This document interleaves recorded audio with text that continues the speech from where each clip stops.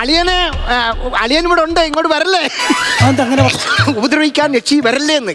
ഉപദ്രവിക്കൊക്കെ ചെയ്യും. ലക്ഷ്യമില്ലാത്ത യക്ഷി. യക്ഷി ഉപദ്രവം തുടങ്ങി. എന്തുകൊണ്ടാണ് ഉപദ്രവം തുടങ്ങിയത്? അളിയന്റെ നാളൊക്കെ മനസ്സിലായി. ഞാൻ ഒരു കാര്യം ചോദിച്ചു, അളിയൻ ഇതൊന്നും കാണാനും പറ്റുന്നില്ല, അളിയൻ ഒരു കുഴപ്പമില്ല. ഞാൻ 2 അടിച്ചിട്ട് കിടന്ന് ബോധമില്ല കിടന്ന് ഉറങ്ങുമല്ലോ. 2 അടിച്ച കുഴപ്പമില്ല. അപ്പൊ 2 എനിക്ക് എന്താ? അത് തീർന്നു. ഞാൻ ഇന്ന് കുപ്പി കുടിച്ച് തീർന്നില്ല. അപ്പൊ 2 അടിക്കാൻ എന്താ ഒരു വഴി? കാര്യം ചെയ്യും, അളിയൻ പിടിക്കും, 2 മാച്ചോണ്ട് പോയിട്ടോ. എന്നെ ഒറ്റയ്ക്ക് പോവല്ലേ? അത് ശരിയാന്നില്ല, പൊളിഞ്ഞു പോയി. നാളെന്ന് പറഞ്ഞിട്ട്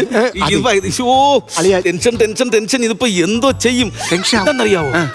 പേടിച്ചിട്ടേ തൊണ്ട വരണ്ടിട്ട് വെള്ളം കുടിക്കാനുള്ള ഒരു പേടിച്ചു കഴിഞ്ഞാൽ ആരായാലും ഒരു ചായ കുടിക്കാൻ അങ്ങനെ തോന്നുന്നു. നല്ല സമയത്ത് തന്നെ ഇപ്പൊ ഞാൻ വിചാരിച്ചുള്ളൂ ഒരു ചായ കുടിക്കണമെന്ന്. താങ്ക് യു നിങ്ങളെ, നല്ല താങ്ക് യു കേട്ടോ. അച്ഛൻ നമ്മൾ ഒരു ചായ കുടിക്കണമെന്ന് വിചാരിക്കുമ്പോ നമ്മളത് കുടിക്കണം.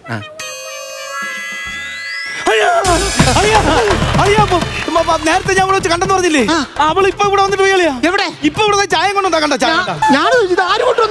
എനിക്ക് വേണ്ട. അയ്യോ അളിയാ, ഉണ്ട് എനിക്കിപ്പോ വിശ്വാസമായി. അളിയാ ഉറപ്പായിട്ട് ഞാൻ പറഞ്ഞില്ലേ ഇവിടെ അതുണ്ട്. എനിക്ക് ചില ആൾക്കാരെ, ഈ താടി വെച്ച ആൾക്കാരെ യക്ഷിക്ക് അത്ര പിടിക്കത്തില്ല. താടി വെച്ചവരെ ഉപദ്രവിക്കും. കാര്യം കേട്ടിട്ടില്ലേ, താടി വെച്ചനെ പേടിയുള്ളൂ, താടി വെച്ച അപ്പനെ പേടിയുള്ളൂ. അങ്ങനെയൊക്കെ ഉണ്ടളിയാ. ഷേവ് സെറ്റ് ഉണ്ടോ? ഷേവിംഗ് സെറ്റ് ഇവിടെ ഇല്ല. എന്നാ പിന്നെ ഞാൻ പോയി ഷേവ് ചെയ്തിട്ടൊന്നല്ലോ. അത് നല്ലതാണ്. അളിയൻ പോയി ഷേവ് ചെയ്തിട്ട് കുറെ സമയം കിട്ടില്ല. അയ്യോ ഇന്ന് കട മുടക്കമാണല്ലോ, ചൊവ്വാഴ്ചയായിട്ട്. അല്ലല്ലേ ഇന്ന് ചൊവ്വാഴ്ചയല്ലേ?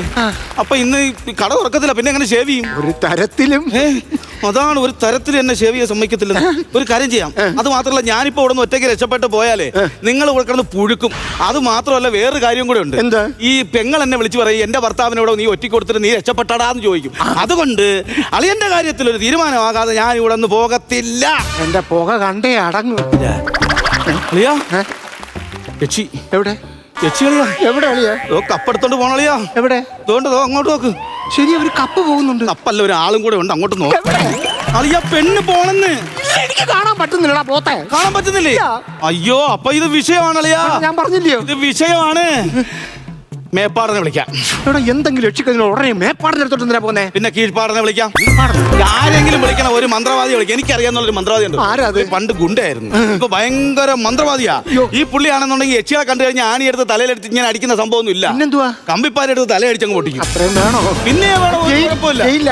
പിന്നെ യക്ഷിയെ കൊന്ന എവിടെ നിന്ന് ജയിലിപ്പം. പിന്നെ അവന്റെ ഏറ്റവും വലിയ വേറെ പ്രത്യേകത എന്ന് പറഞ്ഞാൽ തീ ഇങ്ങനെ ഇടും. ഈ ഇട്ടിട്ട് ഈ യക്ഷിയെ പിടിച്ച് അതിനകത്തിട്ട് ചൂടും. ഈ യക്ഷിയെ കാണുമ്പോ അവന് ചെറിയ ഭ്രാന്തൊക്കെ. അത് മാത്രമല്ല, ഈ എന്റെ കണ്ണി കണ്ട യക്ഷിയെ 2 അറ്റ് വലിച്ചു കീറി ഞാൻ അടുപ്പിനകത്ത് വെച്ചിട്ട് ഞാൻ ഇവിടെ നിന്ന് പോകത്തുള്ളൂ. മനസ്സിലായ? അല്ലെങ്കിൽ ഞാൻ പെങ്ങൾ എന്നെ കൊലക്ക് കൊടുക്കാനുള്ള പരിപാടി ആയിരുന്നല്ലേ? നീ എന്നെ കൊലക്ക് കൊടുത്തത്. യക്ഷിയൊന്ന് നിന്നേ. യക്ഷിയാറ്റ് വന്നാൽ യക്ഷിയാറ്റ് തന്നെ നിൽക്കണം, അല്ലാതെ വീട്ടുകാരത്തിയായിട്ട് കയറി അങ്ങ് നിൽക്കരുത് കേട്ടോ. ഈ പരിസരത്തെങ്ങാൻ ഇനി മേലെ കണ്ട മുട്ടുകാലി ഞാൻ തല്ലി ഓടിക്കും.